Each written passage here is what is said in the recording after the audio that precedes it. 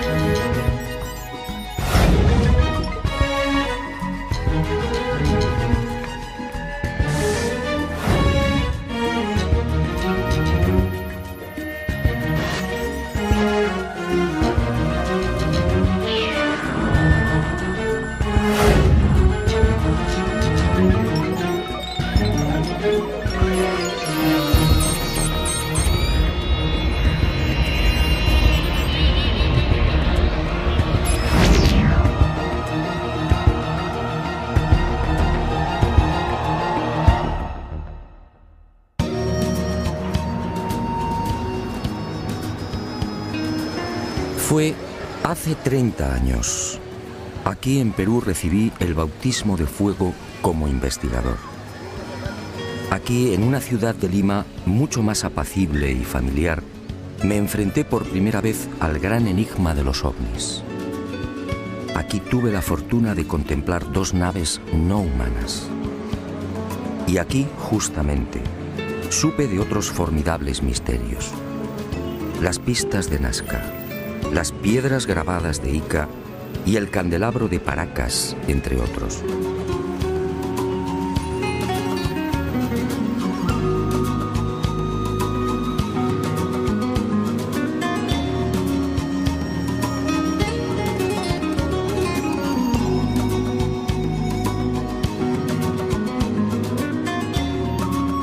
Sí, es mucho lo que le debo al Perú.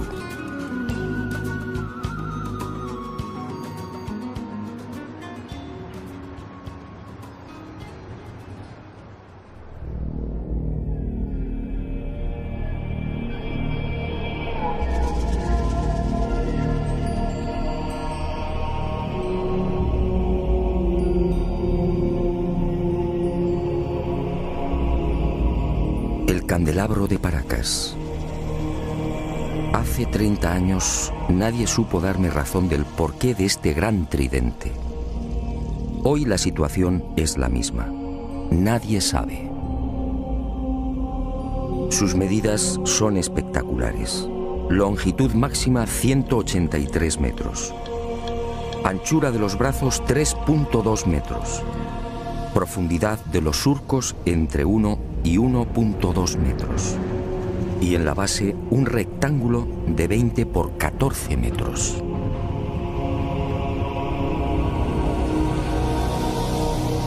A simple vista la gigantesca figura parece elaborada con la técnica del vaciado. Alguien extrajo la arena y procedió a un férreo prensado de las paredes.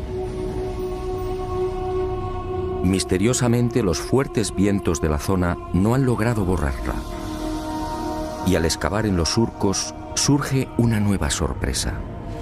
A 10 o 15 centímetros, dependiendo del lugar, aparece una costra blanco-amarillenta de naturaleza cristalina, muy común en esta península. La deducción es inevitable. Hace cientos, quizá miles de años, la imagen del candelabro tuvo que ser distinta. En el pasado, esa blanca y pulida sedimentación lo haría brillar como un candelabro de plata. ¿Quién lo diseñó? No hay forma de datarlo. No existen referencias históricas. Nadie sabe cuál fue su finalidad. Para algunos se trata de un símbolo religioso. ¿Quizá el árbol de la vida? Para otros representa una constelación. ¿Quizá la cruz del sur? Hay quien asegura que estaríamos ante un signo ritual vinculado a sacrificios humanos. Sacrificios que tenían lugar en Isla Blanca y en el archipiélago de las Chincha, muy próximas al tridente. De hecho, el eje principal del candelabro aparece alineado con la primera de estas islas.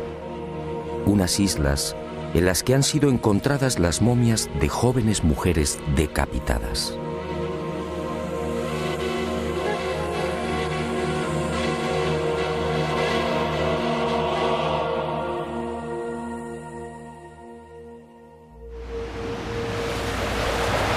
Para la mayoría de los estudiosos del candelabro, estas explicaciones son dudosas. Hay algo, sin embargo, en lo que todos coinciden. Por sus dimensiones y la estratégica ubicación sobre el acantilado, con una inclinación de 40 grados en relación al mar, el gran tridente parece dibujado para ser observado a distancia. En los días claros, la figura puede ser contemplada a 20 kilómetros. ¿Se trata, por tanto, de un especialísimo faro? ¿Estaríamos ante una señal indicadora? Sinceramente, no hay forma de saberlo. El eje central y principal del tridente señala al sur, exactamente al rumbo 180 grados. En otras palabras, es falso que el célebre candelabro de Paracas esté orientado hacia los míticos y sagrados lugares de Cusco, Machu Picchu, Tiahuanaco o Nazca.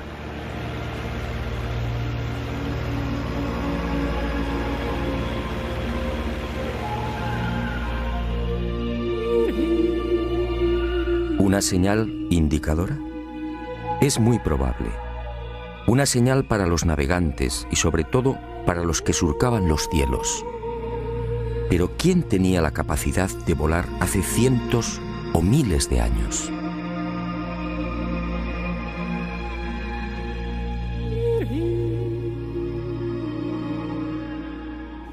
La pregunta parece absurda. ¿Quién podía volar en la antigüedad? Para la ciencia está muy claro. Ningún ser humano tenía la capacidad del vuelo hace miles de años. Yo, en cambio, no estoy tan seguro. Sígame y le mostraré algo desconcertante.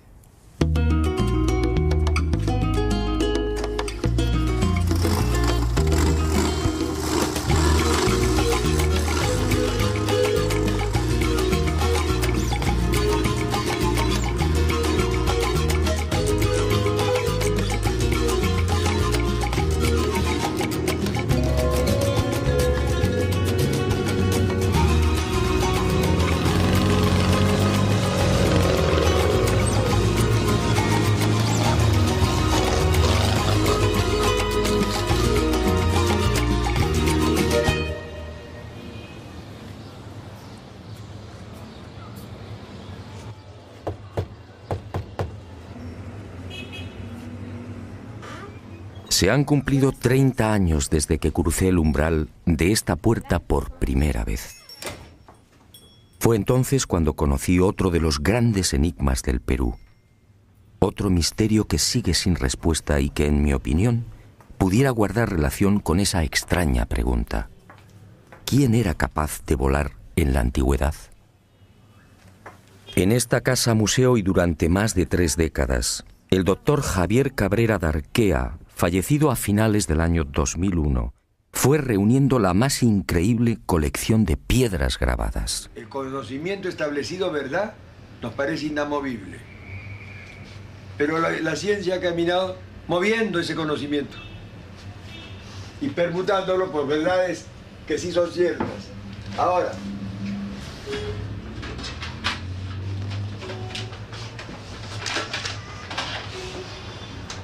esos instrumentos que ha visto ahí. Ahí está. ¿Como de hueso, claro? Hueso humano, tibia humana. 11.000 piedras de todos los tamaños, con unos altorrelieves asombrosos. Toda una biblioteca lítica desenterrada en el vecino desierto de Ocucaje. Todo un tesoro arqueológico que, al parecer, le fue suministrado por los indios. Pero el doctor Cabrera murió sin que la ciencia reconociera su gran labor. Es verdad, sí. Y este es el... Lo mismo que salía en Japón, salió acá en Paracas. Ah, sí, es verdad, sí. Los seres que llevaban como una... En las piedras aparecen unos hombres realmente singulares. Son representados con grandes cráneos y con manos de 4 dedos, siempre sin pulgares. ¿Quiénes son estos seres? En opinión del doctor Cabrera, estaríamos ante una humanidad desconocida y remota que habitó la Tierra hace millones de años. Una humanidad, aseguraba el médico peruano, que alcanzó unos conocimientos y una tecnología extraordinarios y por razones desconocidas desaparecieron.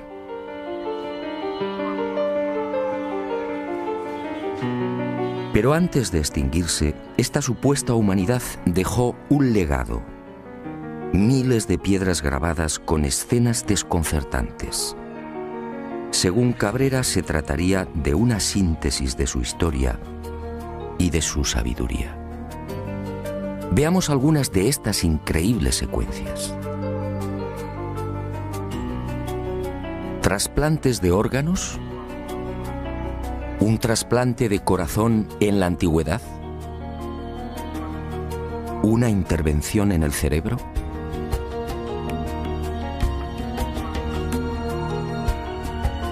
¿Transfusiones de sangre? ¿Cesáreas hace millones de años?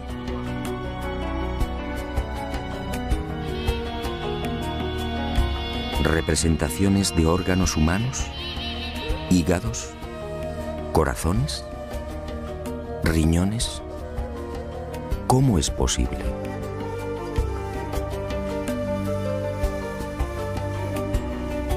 ¿Continentes hoy desaparecidos?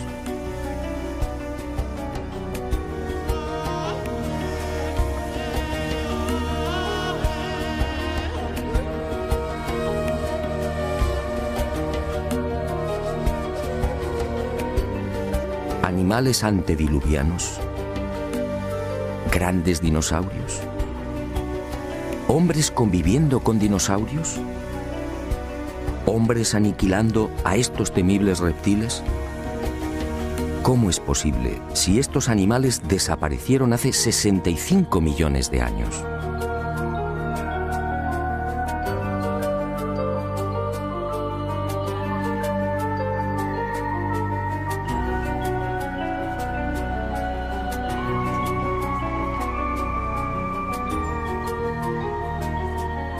¿Canguros en América?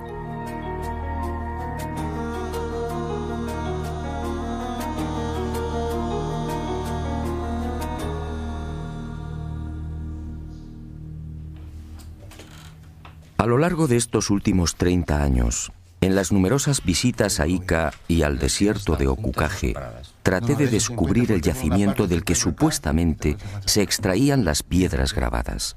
Y a veces también se encuentran seguidas. Pero eso fue inútil. Ni los indios ni Javier Cabrera aceptaron mi propuesta. Era su gran secreto. Pero el destino me reservaba otra sorpresa. Muerto el doctor Cabrera, las circunstancias cambiaron. Y Basilio Uchuya, el hombre que proporcionó más de 11.000 piedras al médico de Ica, quizá teniendo en cuenta mi fiel amistad hacia Cabrera, me sorprendió en esta oportunidad con una insólita noticia. Si lo deseaba, podía acompañarle hasta uno de los yacimientos. No podía creerlo. ¿Penetrar en el desierto y extraer las célebres piedras grabadas? Una operación así podía despejar de una vez por todas el espinoso y polémico asunto de la autenticidad de la biblioteca lítica.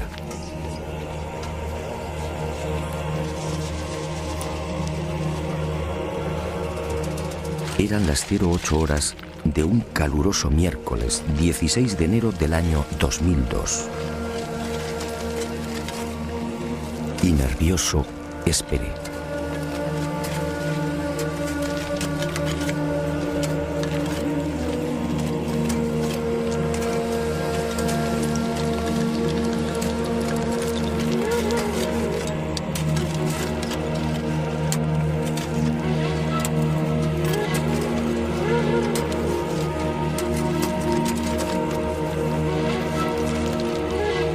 45 minutos más tarde, el corazón me dio un vuelco.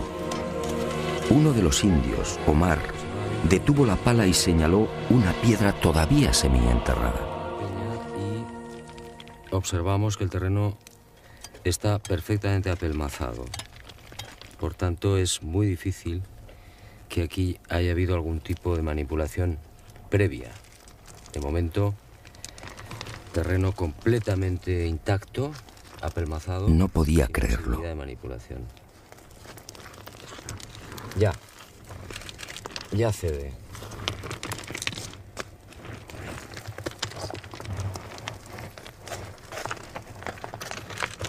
Es pesada, grande, de unos 30 centímetros y probablemente de unos 5 kilos de peso por lo menos. Que le corta la cabeza Al dinosaurio. al dinosaurio. El dinosaurio con la desesperación pone la mano en el pecho y la otra la pone abajo. Eso es su pierna de él. Su otra mano que el indio corre a matarlo. Su plumaje. Y a este primer hallazgo le siguieron otros. Los indios descubrieron nuevas piedras grabadas a razón de una cada 10 minutos. Es la tercera Todas piedra ellas, que en encontramos apariencia, en habían sido aproximadamente sepultadas mucho tiempo 40 antes. minutos. La ha encontrado Omar, ¿no? Sí. Omar. Sí. Y vamos a proceder a la extracción.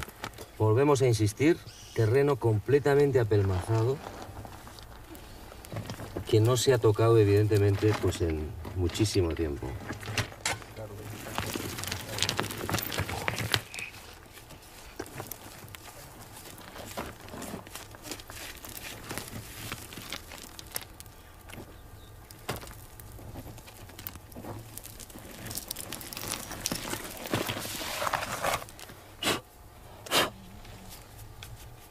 Y se bota.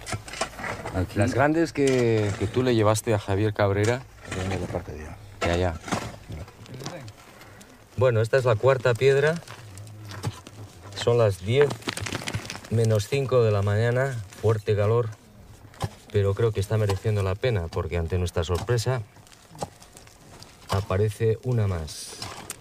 ¿Quién sabe cuántas puede haber aquí, en este cerro?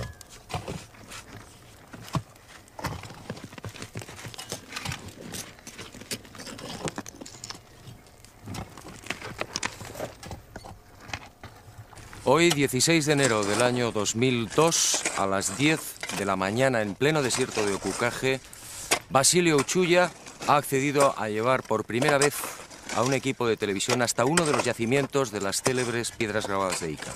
Y nos hemos llevado la gran sorpresa. En 40 minutos han conseguido extraer 4 de estas misteriosas piedras. Este, sin duda, es un momento histórico. Aquella experiencia, sinceramente, me dejó perplejo No el tiempo, pero que no es de ahora. y sentí una extraña alegría. En cierto modo, esta primicia mundial venía a compensar muchas de las amarguras sufridas por el doctor Cabrera. Ahí sí puede ser. Basilio, Y brindé ¿por qué? por él y por la valentía y coraje que demostró en vida. Pero este importante hallazgo solo era el principio de una nueva investigación. Ahora debía someter estas piedras a toda una batería de minuciosos análisis. ¿Se trataba de grabados antiguos? ¿Estábamos ante una humanidad perdida y remota? Y el enigma de Ica se oscureció mucho más. ¿Quién podía volar en la antigüedad? En la biblioteca lítica de Ica aparece grabado con nitidez: hombres prehistóricos volando sobre grandes pájaros. ¿Los domesticaron? ¿Se trata de gigantescos reptiles voladores? ¿Y qué decir de estos pájaros de aspecto mecánico? ¿Qué quisieron representar? Y cuerpo humano.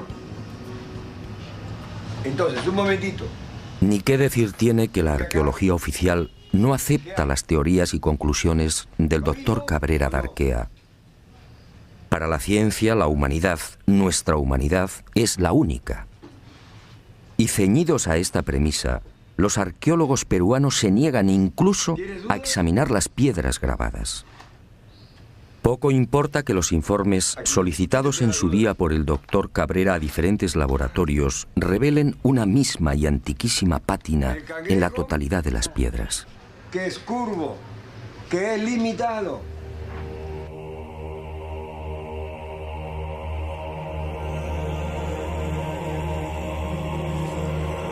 Como tampoco importa que algunas de estas piedras grabadas fueran halladas en el fondo de tumbas precolombinas. Este fue el caso del rector de la Universidad de Ingeniería de Lima, Santiago Agurto, quien en 1961 descubrió 4 de estas piedras en otras tantas tumbas al sur de Ica. Tumbas cuya antigüedad fue estimada en 2.300 años.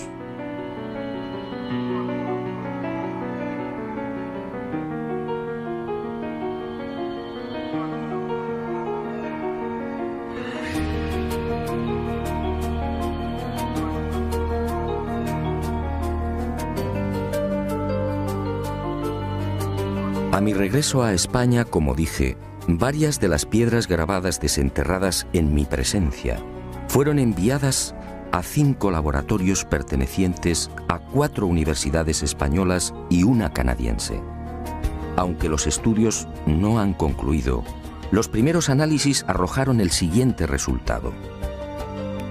En algunas de las piedras, las zonas grabadas presentan una oscura pátina, consecuencia muy probablemente de un largo proceso de oxidación natural. En palabras sencillas, esos grabados no son recientes. Pero otros estudios en otras piedras han puesto de manifiesto que las incisiones presentan una clara factura moderna. Los grabados habrían sido ejecutados con medios mecánicos motorizados. En suma, según estos análisis, y por ahora, algunas de las piedras extraídas del cerro serían recientes y otras antiguas. El enigma, por tanto, sigue en pie.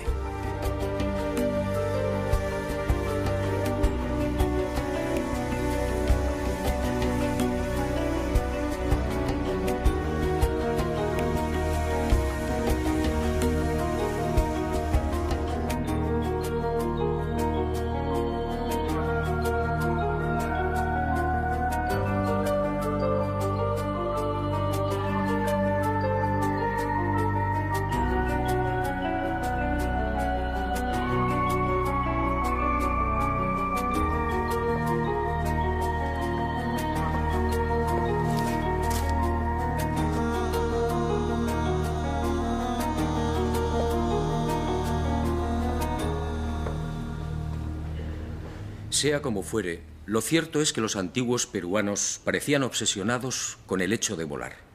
Esta es otra prueba, una prueba determinante.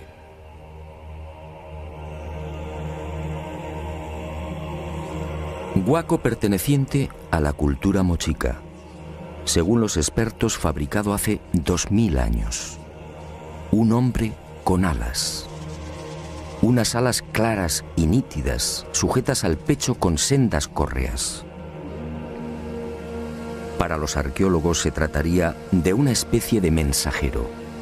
Y me pregunto, ¿un mensajero con alas provistas del correspondiente arnés? ¿No es más lógico pensar en la representación de un hombre que podía volar? Más aún, si los antiguos peruanos obviamente no estaban capacitados para practicar el vuelo, ¿no serán estos huacos y pinturas el recuerdo de otros seres que sí podían hacerlo?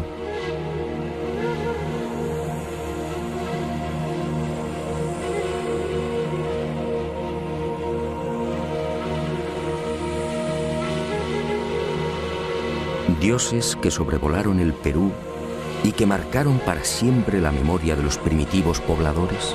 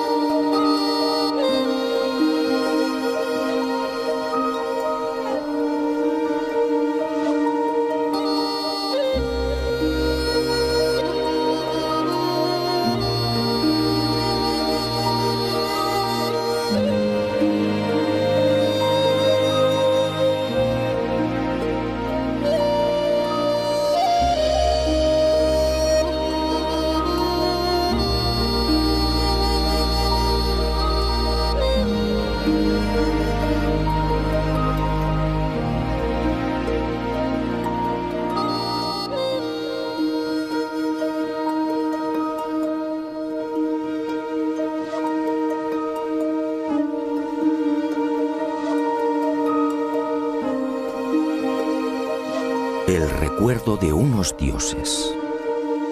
Quizás sea esta la explicación a las célebres y siempre fantásticas líneas y pistas que podemos contemplar en la desértica pampa de Nazca. Cientos de líneas kilométricas, cientos de pistas que asombran y confunden. Cientos de figuras dibujadas en un paño de casi 600 kilómetros cuadrados, estratégica y misteriosamente concentradas en las pampas y cuencas de Jumana, Santa Cruz, Río Grande, Palpa, Ingenio y Nazca.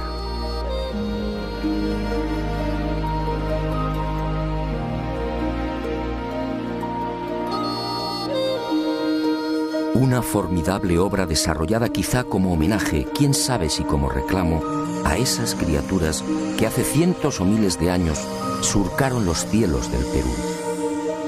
Los hombres alados, dioses capaces de volar, seres superiores gobernando extrañas y luminosas máquinas, dioses que prometieron volver.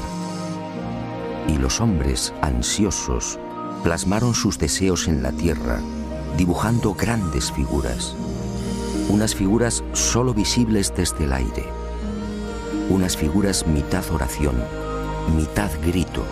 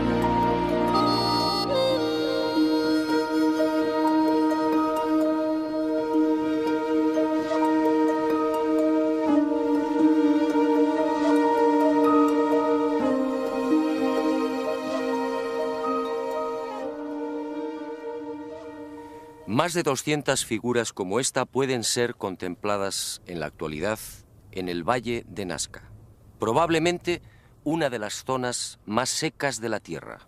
Aquí no llueve nunca, o casi nunca. La corriente de Humboldt en las costas del Pacífico, 3 grados por debajo de la temperatura del aire, es la responsable de esta extrema aridez. El índice de precipitaciones es realmente angustioso, apenas 1 centímetro cúbico al año. Y esas pocas gotas de agua se reparten en unos 30 minutos cada 2 años.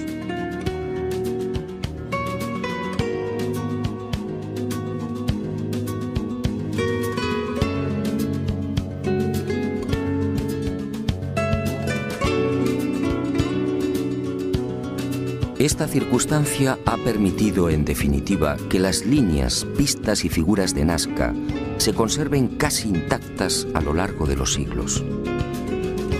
Y a la ausencia de lluvias hay que añadir también otro interesante y peculiar factor que ha preservado casi milagrosamente la integridad de este tesoro. Los guijarros de la pampa, sometidos durante el día a fuertes temperaturas, acumulan el calor, creando una especie de colchón que aísla la superficie del terreno y sobre el que se deslizan vientos y arenas.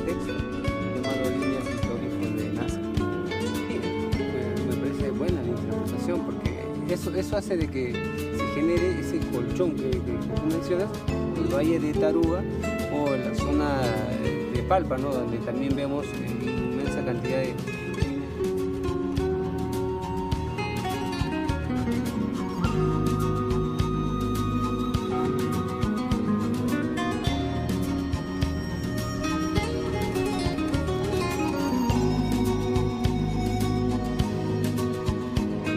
Amparados en estos dos importantes hechos, los creadores de las figuras hipistas solo tuvieron que proceder al barrido de la pampa para formar los dibujos. Al rayar la rojiza superficie del desierto, rico en hierro, aparece de inmediato una blanca capa de sílice, y el contraste de colores da vida a los formidables geoglifos. Los últimos estudios de datación, en especial los llevados a cabo por Percy Clarkson y Harry Hurton de las universidades de Winnipeg, en Canadá, y Nueva York, respectivamente, fijan la antigüedad de estos geoglifos en unos 500 años antes de Cristo.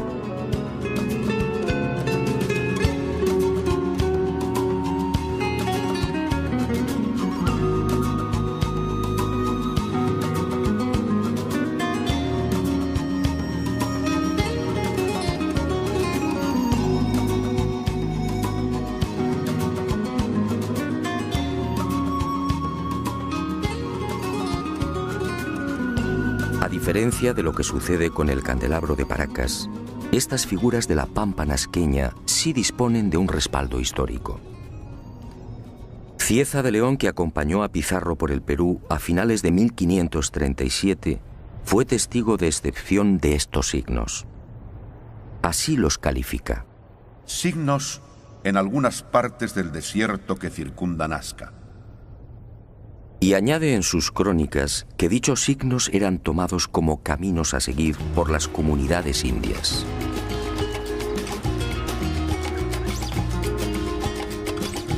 En esa misma época, otro español, el soldado Francisco Hernández, acampa durante una semana en Nazca y escribe en su diario: Los indios trazaban grandes líneas en el suelo.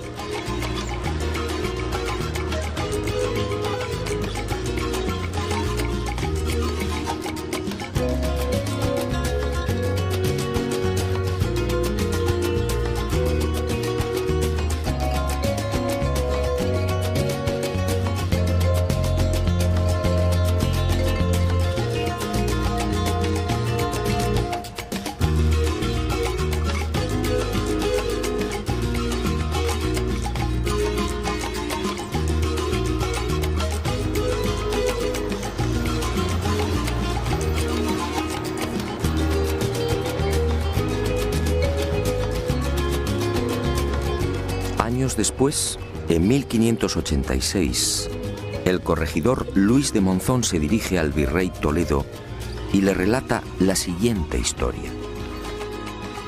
Antes que los españoles dominaran a los incas, en tiempos antiquísimos, un pequeño grupo de otro tipo de gente a la que llamaban los viracochas llegó a esta tierra. Y obedeciéndoles, los indios los siguieron e hicieron caminos que hasta ahora se pueden ver, largos como una calle, a cuyos lados construyeron muros bajos. ¿Los viracochas? ¿Quiénes eran?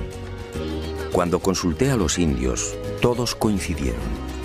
Señalaron al cielo y exclamaron: dioses, dioses que volaban, dioses que llegaron de Tiahuanaco y trajeron el arte y la agricultura, dioses que enseñaron cómo dibujar las líneas y figuras.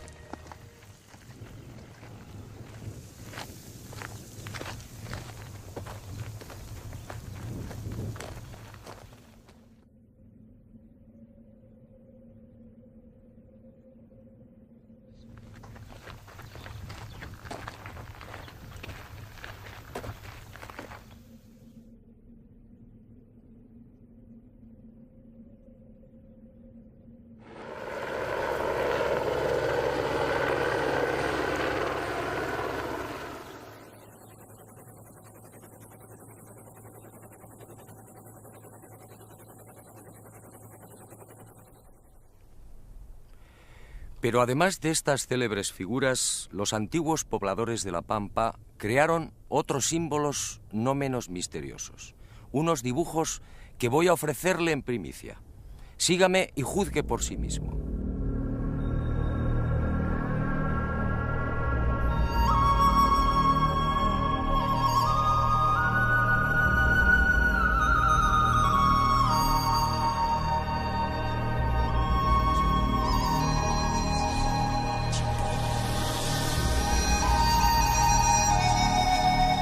Al norte de la ciudad de Nazca, a poco más de 25 kilómetros, y entre los resecos arenales de Palpa, Ica y Ocucaje, este planeta encantado nos reserva otra sorpresa. Decenas de geoglifos desconocidos. Alrededor de 300 figuras similares a las de Nazca, que nunca fueron filmadas.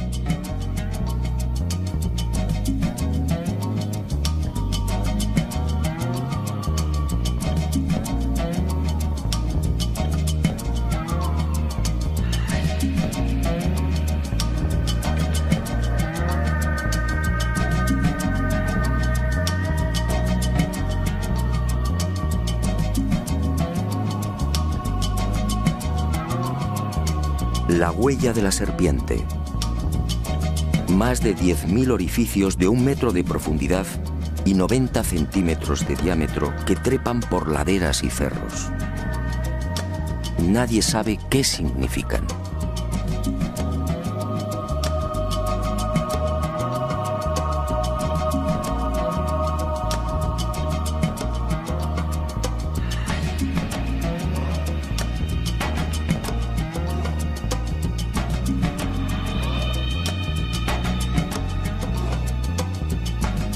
Lo que algunos llaman la tarjeta perforada.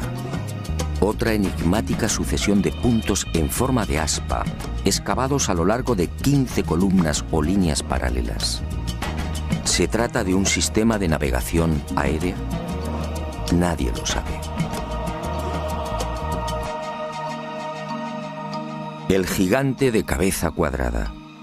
Otro ser enigmático coronado con plumas o antenas. Una figura antiquísima, probablemente de mayor antigüedad que las de Nazca, que levanta los brazos mostrando unos objetos igualmente desconocidos. Y en las laderas de los cerros próximos, nuevos gigantes, seres que parecen saludar a quienes se acercan por el aire.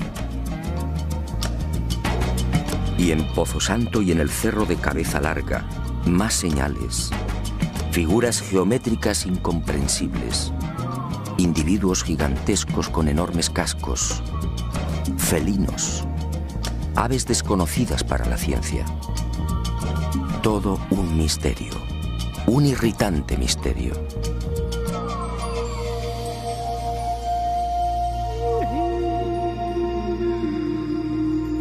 Y al igual que en el Valle del Ingenio, más líneas y pistas, cientos.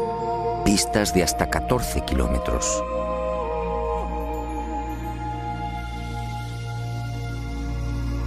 Pistas de trazado impecable, entre las que surgen elaboradas figuras de aves y flores. Imágenes que lamentablemente, como dije, están siendo destruidas por la mano del hombre. Y en el calcinado arenal de Ica, otro desafío. Esta figura fue descubierta en 1984 por los pilotos de Aerocóndor en la hacienda San Javier. Desde entonces recibe el nombre de la Estrella de San Javier. Mide 64 metros de diámetro y constituye sin duda el más arduo de los jeroglíficos. ¿Qué significa la gran cruz central? ¿Cómo debemos interpretar los 200 orificios y las decenas de líneas que unen los círculos? ¿Estamos ante un mensaje matemático?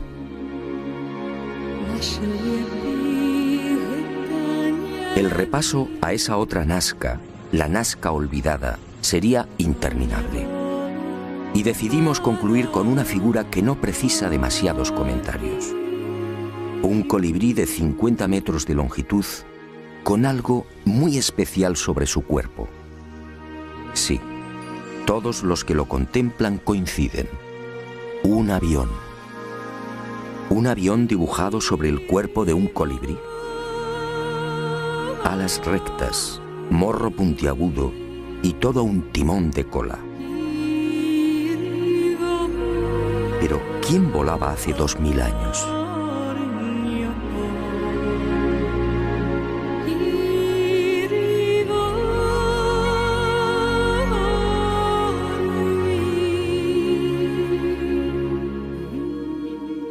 El enigma de Nazca ha cumplido 75 años. En 1927, el antropólogo Toribio Mejía era el primero en enfrentarse a este gigantesco y misterioso tablero.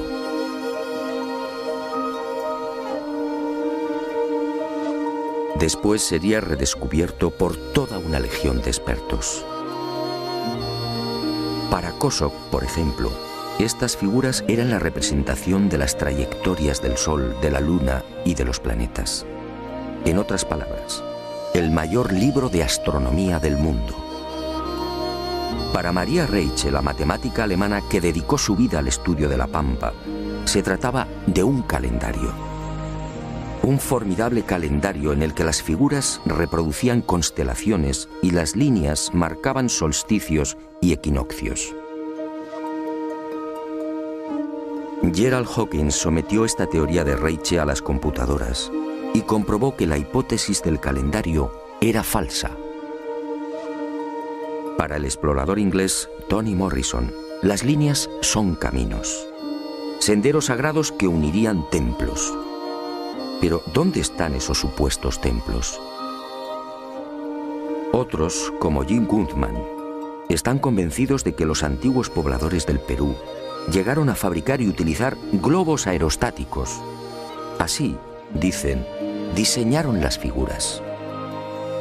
Dobkin de Ríos y Cárdenas van más allá y apuntan una explicación tan poco convincente como las anteriores. Según estos científicos, las figuras de Nazca no serían otra cosa que el resultado de la ingestión de alucinógenos por parte de los indios. William Isbell, en cambio, afirmaba en 1980 que estos geoglifos fueron la consecuencia de un simple entretenimiento, un procedimiento para mantener ocupada a una gran masa de población. La hipótesis no se sostiene porque, entre otras razones, estas figuras fueron trazadas a lo largo de 1500 años como mínimo. Henry Sterling llegó a proponer una explicación que obviamente fue desestimada. Los geoglifos de Nazca, escribió, son en realidad un gigantesco telar. Y recientemente se ha puesto de moda otra versión que tampoco termina de convencer. Según el hidrólogo Stephen Mabey y el arqueólogo Donald Prulls, estos cientos de imágenes serían simples marcadores de aguas subterráneas. El problema que hace tambalear los informes de estos científicos de la Universidad de Massachusetts es que de las 500 figuras existentes en los desiertos peruanos, solo 5 coinciden con napas o mantos de agua subterránea. Solo 5.